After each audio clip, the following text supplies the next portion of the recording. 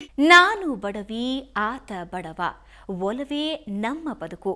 ದ.ರಾ ಬೇಂದ್ರೆಯವರು ಪ್ರೀತಿಯನ್ನ ಅದೆಷ್ಟು ಸುಂದರವಾಗಿ ಬಣ್ಣಿಸಿದ್ದಾರೆ ನೋಡಿ. ಬಡವ ಬಲ್ಲಿದ ಅನ್ನೋ ಭೇದ ಭಾವವಿಲ್ಲದೆ ಅರಳೋದೇ ನಿಜವಾದ ಪ್ರೀತಿ. ಜೀವನದಲ್ಲಿ ಏನನ್ನಾದರೂ ಸಾಧಿಸಬೇಕು ಅಂತ ಹೊರಟಿದ್ದ ರವಿಶಂಕರ್ಗೆ ಶಕ್ತಿ ತುಂಬಿದವರು ಗಾಯಕಿ ಸಂಗೀತ. ಗಂಡನ ಏಳಿಗೆಯಲ್ಲಿ ಖುಷಿ ಕಂಡು ತಮ್ಮ ಗಾಯನವನ್ನೇ ಅರ್ಧಕ್ಕೆ ಕೈಬಿಟ್ಟ ಅಪರೂಪದ ಜನ್ಮದ ಗೆಳತಿ. ಕೇಳದೆ ನಿಮಗೀಗ ದೂರದಲ್ಲಿ ಯಾರೋ ಹಾಡು ಹೇಳಿದಂತೆ ಒಂದು ಹೆಣ್ಣಿನ ಈ ನೊಂದ ವಿರಹ ಗೀತ ಸಂಗೀತ. ಜನನಿ ಮಾಡೋ ಟೈಮಲ್ಲಿ ನನಗೆ ಎನ್ಕರೇಜ್ ಮಾಡಿದ್ದೇ ಸಂಗೀತ. ನೀನು ಆ್ಯಕ್ಟ್ ಮಾಡು, ಸಿಂಗಿಂಗ್, ಈಗ ಅದ್ರ ಬಗ್ಗೆ ಅದು ಹೆಂಗಿದ್ರು ಇದ್ದೇ ಇರುತ್ತೆ, ನೀನು ಹಾಡ್ತಿರ್ಬೋದು, ಬಟ್ ಆ್ಯಕ್ಟ್ ಮಾಡೋಕ್ಕೆ ಶುರು ಮಾಡು ಅಂತ. ಇನ್ಫ್ಯಾಕ್ಟು ಒಂದು ಟೈಮಲ್ಲಿ ನನಗೆ ಇನ್ನೊಂದು ಹೇಳಿದ್ಲು ಅವಳು, ನಾವು ಮದುವೆ ಆದಮೇಲೆ ನೀನೇನು ಯೋಚನೆ ಮಾಡಬೇಡ, ನಾನು ಇಲ್ಲಿ ಫ್ಯಾಮಿಲಿ ಅಥವಾ ಇಲ್ಲಿ ಆರಾಮಾಗಿ ನಾನು ಬೆಂಗಳೂರು ಇರ್ತೀನಿ, ತಮಿಳ್ನಾಡಿಗೂ ಹೋಗು, ಮೆಡ್ರಾಸಲ್ಲಿ ಬೇಕಾದ್ರೆ ನೀನು ಮಾಡು ಅಂತ ಹೇಳಿದ್ಲು.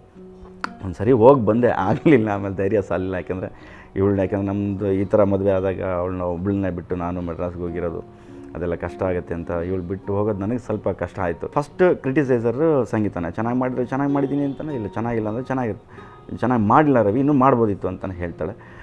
ಬಟ್ ಯಾವತ್ತೂ ನನ್ನ ಕ್ರಿಟಿಸೈಸ್ ಮಾಡಿಲ್ಲ ಅವಳು. ಇವತ್ತು ಸಿನಿಮಾ ನೋಡಿ ನನ್ನ ಅಭಿನಯನ ಎಷ್ಟು ಚೆನ್ನಾಗಿ ಹೋಗ್ಲಿರ್ತಾಳ, ಬೆಳಗ್ಗೆ ಪೇಪರಲ್ಲಿ ಕೂಡ ಅದೇ ಬಂದಿರುತ್ತೆ ನನಗೆ. ಸೊ ಪ್ರತಿಯೊಂದು ಹಂತದಲ್ಲೂ ಕೂಡ ನನಗೆ ಗೊತ್ತಿಲ್ಲದೋ ಅಥವಾ ಗೊತ್ತಿಲ್ಲದೇನೋ ಕೂಡ ಗೊತ್ತಿರೋ ವಿಚಾರನಾಗಲಿ ಅಥವಾ ಗೊತ್ತಿಲ್ಲದಿರೋ ವಿಚಾರನಾಗಲಿ ಅವಳೇ ನನಗೆ ಹೇಳೋದು ಕೂಡ. ನಮ್ಮಿಬ್ಬರು ಪ್ರೊಫೆಷನ್ ಚೇಂಜ್ ಆಯಿತು. ಯಾಕೆಂದರೆ ನಾನು ಪ್ಲೇಬ್ಯಾಕ್ ಸಿಂಗರ್ ಆಗಬೇಕು ಅಂತ ಬಂದವನು ಆ್ಯಕ್ಟರ್ ಆದೆ. ಸಂಗೀತ ಕೂಡ ಒಂದು 50 ಸಿನಿಮಾದಲ್ಲಿ ಹಾಡಿದವಳೆ ಅವಳು ಕೂಡ. ಇವತ್ತು ಅವಳದೊಂದು ಗೀತೆ ಸೂಪರ್ ಡೂಪರ್ ಹಿಟ್ಟು, ಮಲ್ನಾಡಡಿಕೆ ಮೈಸೂರು ವಿಳ್ಯದಲ್ಲೇ ಬೆರೆತರೆ ತಂಪು, ಆ ಗೀತೆ ಇವತ್ತು ಕೂಡ ಸೂಪರ್ ಡೂಪರ್ ಹಿಟ್ಟು.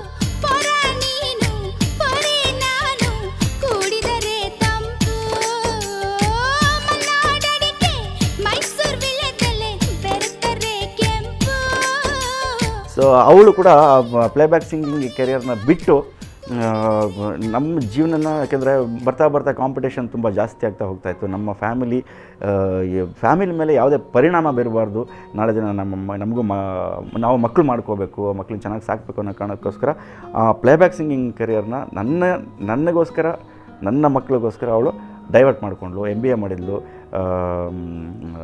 ಏನು ಗೋಲ್ಡ್ ಮೆಡಲ್ ತೊಗೊಂಡಿದ್ಲು, ಫಸ್ಟ್ ರ್ಯಾಂಕ್ ಬಂದಿದ್ಲು. ಅದನ್ನು ಡೈವರ್ಟ್ ಮಾಡಿಕೊಂಡು ಸಾಫ್ಟ್ವೇರ್ ಕಂಪ್ನಿಗೆ ಹೋಗಿ HR ಮ್ಯಾನೇಜರಾಗಿ ಕೆಲಸ ಮಾಡಿಕೊಂಡು ಕೆರಿಯರ್ ಶುರು ಮಾಡಿದ್ಲು.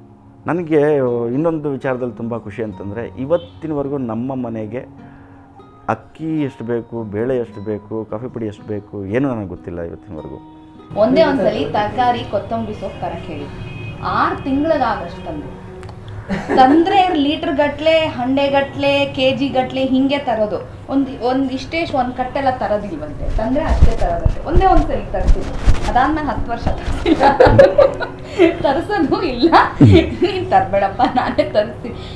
ನಾವಿಬ್ಬರೇ ಇದ್ದಾಗ ಒಂದು ಬಂಡಿ ತರಕಾರಿ ತಂದ ಹೆಚ್ಚು ಕಮ್ಮಿ 1.5 ತಿಂಗಳು ಫ್ರಿಜ್ಜಲ್ಲಿ ಇಡಬೇಕಾಗಿ ಬಂತು. ನನಗೆ ಮನೆ ಕೊಂಡ್ಕೋಬೇಕು ಅಂತಂದರೆ ಖಂಡಿತವಾಗ್ಲೂ ಒಂದು 25-30 ಲಕ್ಷ ಅಂತೂ ಬೇಕೇ ಬೇಕು.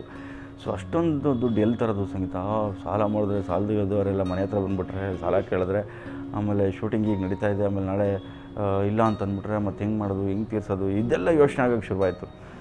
ಬಟ್ ಇವಳು ಅದೇನು ಧೈರ್ಯ ಮಾಡಿದೆ, ಬಾ ದೇವರಿದ್ದಾನೆ ನೋಡ್ಕೋತೇನೆ ಅಂತ ಅಂದ್ಬಿಟ್ಟು ಬ್ಯಾಂಕಿಗೆ ಹೋದ್ವಿ. ಬ್ಯಾಂಕಲ್ಲಿ ಹೋಗಿ ಕೂತ್ಕೊಂಡು ಮ್ಯಾನೇಜರ್ ಹತ್ರ ಹೇಳಿದ್ರು. ಮ್ಯಾನೇಜರ್ ಒಂದೇ ಮಾತು ಹೇಳಿದ್ದು, ಅವಳು ನೋಡಿದ ತಕ್ಷಣ, ಇಷ್ಟು ಚಿಕ್ಕ ವಯಸ್ಸಿಗೆ ಇಷ್ಟು ಚೆನ್ನಾಗಿ ಅದ್ಭುತವಾಗಿ ಪ್ಲ್ಯಾನ್ ಮಾಡಿದ್ದಿಲ್ಲಮ್ಮ, ಖಂಡಿತವಾಗ್ಲೂ ಯೋಚನೆ ಮಾಡಬೇಡ, ನಾನು ನಿನಗೆ ಸಪೋರ್ಟ್ ಮಾಡ್ತೀನಿ ಅಂತ. ನಾಳಿದ್ದು ಬನ್ನಿ ಅಂತಂದರು. ನಾಳಿದ್ದು ಹೋದ್ವಿ. 10 ಲಕ್ಷ DD ಕೊಟ್ಟರು. ತಿರ್ಗಾ ಅದನ್ನು ತಂದ್ವಿ. ಇದೊಂದು ಮನೆ ಈ ಮನೆ ನೋಡಿದ್ವಿ. ಈ ಮನೆಗೆ ರಿಜಿಸ್ಟರ್ ಮಾಡ್ಕೊಂಡ್ವಿ. ಇನ್ನೊಂದು 3 ದಿನ ಆದಮೇಲೆ ಇನ್ನೊಂದು 8 ಲಕ್ಷ ಏನೋ ಕೊಟ್ಟರು. 8 ಲಕ್ಷ ಏನೋ ಕೊಟ್ಟರು, DD ಕೊಟ್ಟರು. ಕಂಪ್ಲೀಟ್ ಮುಗಿದೇ ಹೋಯಿತು. ಹಂಗೆ ಅನ್ನೋಷ್ಟೆಲ್ಲ ಆಗೋಯ್ತು. ಒಂದು 2-3 ಸರಿ ಡಿಪ್ರೆಷನ್ಗೆ ಹೋಗಿದ್ದು ನಿಜ, ಸತ್ಯ. ಯಾಕೆಂದರೆ ನಮ್ಮ ಫೀಲ್ಡಲ್ಲಿ ನಾವು ಅಂದ್ಕೊಂಡಿದ್ದು ಸಕ್ಸಸ್ ಸಿಗದೇ ಇದ್ದಾಗ, ನಾವು ಅಂದ್ಕೊಂಡಿದ್ದು ಮಾರ್ಕ್ಗೆ ನಾವು ಬರದೇ ಇದ್ದಾಗ ನಮಗೆ ಈ ಥರ ಡಿಪ್ರೆಷನ್ ಆಗೋದು ತುಂಬ ಸಹಜ. ಒಂದು ಪಾಯಿಂಟು ಪ್ರತಿ ಹೆಂಡ್ತಿನೂ ಚೆನ್ನಾಗಿ ತಿಳ್ಕೊಂಡಿರಬೇಕು. ಯಾಕಂದರೆ ಗಂಡನಿಗೆ ಸಪೋರ್ಟ್ ಮಾಡೋದು ಅವ್ರ ಪ್ರೊಫೆಷನ್ ಮೇಲೆ ತುಂಬ ಡಿಪೆಂಡ್ ಆಗತ್ತೆ ಅನ್ಸುತ್ತೆ. ಯಾಕಂದರೆ ಒಬ್ಬ ಆರ್ಟಿಸ್ಟ್ ಹೆಂಡತಿ ಆಗಿರೋದು ತುಂಬ ಡಿಫ್ರೆಂಟು. ಒಬ್ಬ ಸಾಫ್ಟ್ವೇರ್ ಇಂಜಿನಿಯರ್, ಪ್ರಾಜೆಕ್ಟ್ ಮ್ಯಾನೇಜರ್ಸ್, ಈ ರೆಗ್ಯುಲರ್ ಜಾಬ್ಸ್, ಗೌರ್ಮೆಂಟ್ ಅಫಿಷಿಯಲ್ಸ್, ಇವ್ರ ಹೆಂಡತಿ ಆಗಿರೋದು ಡಿಫ್ರೆಂಟ್. ನಾನು ಡಿಫ್ರೆಂಟ್ ಅಂತಿದ್ದೀನಿ, ನನ್ನ ಕಷ್ಟ ಅಂತ ಹೇಳ್ತಲ್ಲ. ಏನಕ್ಕೆ ಡಿಫ್ರೆಂಟ್, ಆರ್ಟಿಸ್ಟ್ ಹೆಂಡತಿ ಆಗಿರೋದು ಏನಕ್ಕೆ ಡಿಫ್ರೆಂಟ್ ಅಂದರೆ, artists are very creative people.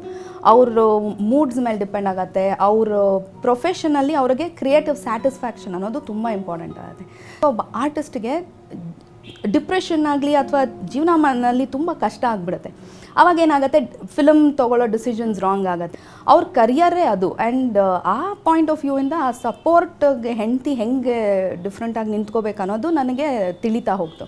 And ಇದು ನಾನು ಕಲ್ತಿದ್ದು, ನಾನು ನೋಡಿದ್ದು ಪಾರ್ವತಮ್ಮ ರಾಜ್ಕುಮಾರ್ ಅವರಿಂದ. ನಾನು ಈಗಲೂ ಕೂಡ ನನಗೆ ಒಳ್ಳೆ ಸಿನಿಮಾಗಳದ್ದು ಸ್ಟೋರಿ ಏನಾದರೂ ಬಂದಾಗ ಫಸ್ಟು ಅಲ್ಲಿ ಕೇಳ್ಕೊಂಬಂದು ಸಂಗೀತ ಹಿಂಗಿದೆ ಈ ಥರ ಇದೆ ಮಾಡ್ಬೋದಾ, ಆಮೇಲೆ ಟೀಮ್ ಬಗ್ಗೆ ಹೇಳ್ತೀನಿ.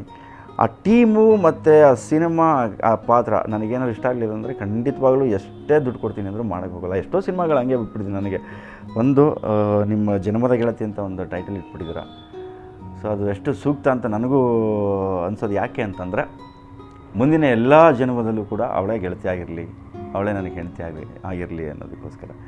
ಸೊ ಹಿಂದಿನ ಜನ್ಮದಲ್ಲೂ ಅವಳೇ ಆಗಿದ್ಲೋ ಏನೋ ಗೊತ್ತಿಲ್ಲ, ಶಾಸ್ತ್ರ ಕೇಳಬೇಕಾಯಿತು ಮೋಸ್ಟ್ಲಿ. ಸೊ ಅಥವಾ ನಾನು ಮಹಾರಾಜ ಆಗಿದ್ದಾಗ ನನ್ನ ಪಕ್ಕದಲ್ಲಿ ಬಿಸಿನಿಗೆ ಏನಾದರೂ ಗಾಳಿ ಬೀಸ್ಕೊಂಡೆ ಹಾಗೆ ಒಬ್ರಿಗೊಬ್ರು ಆಮೇಲೆ ಆ ಥರ ಏನಾದರೂ ಆಗಿರ್ಬೋದು. ಪ್ರತಿ ಜನ್ಮದಲ್ಲೂ ಕೂಡ ಇಷ್ಟೇ ಚೆನ್ನಾಗಿ ನನ್ನ ಜೊತೆ ಇರ್ತೀನಿ ಅನ್ನೋದಾದರೆ ಎಲ್ಲ ಜನ್ಮದಲ್ಲೂ ಓಕೆ, ಇವಳೇ ಇರಲಿ. ಜೊತೆಯಲ್ಲಿ ಜೊತೆಯಲ್ಲಿ ಇರುವೆನು ಹೀಗೆ ಎಂದು, ಹೊಸ ಹರುಷವ ತರುವೆನು ಇನ್ನು ಎಂದು. ಎಂಥ ಮಾತಾಡಿದೆ ಎಂದು ನೀ, ಎಂಥ ಮಾತಾಡಿದೆ, ನನ್ನ ಮನಸ್ಸಿನ ಭಾವನೆ ನೀನೆ ಹೇಳಿದೆ.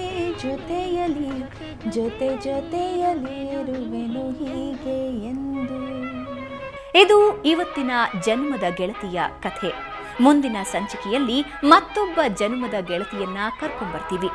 ನೇರ, ದಿಟ್ಟ, ನಿರಂತರ ಸುದ್ದಿಗಾಗಿ ನೋಡ್ತಾ ಇರಿ ಸುವರ್ಣ ನ್ಯೂಸ್.